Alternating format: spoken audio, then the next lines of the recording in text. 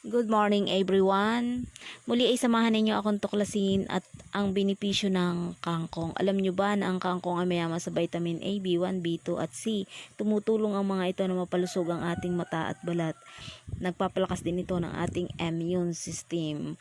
Ito ay may protein. Ang protein ay tumutulong sa pagbuo at pagpapanatili ng mga kalamnan, balat, buhok at iba pang mga tissue. Ang fat naman ito ay nagbibigay ng enerhiya, tumutulong sa pag-absorb ng ilang mga bitamina. Ang mga carbohydrates naman ito ay nagpapanatili na normal ang ating blood sugar level. Ito rin ay may fiber na tumutulong na mapaluwag ang ating pagdumi para makaiwas tayo sa constipation. Ito rin ay mayaman sa calcium, nagpapatibay ng ating buto at ngipin. At ganon din, ito ay may phosphorus na nagpapanatili ng ating pH balance sa katawan. Sa yun lang guys, at ito ay mayaman talaga sa potassium na naglalaman din ito ng mababang sodium. Yun lang guys.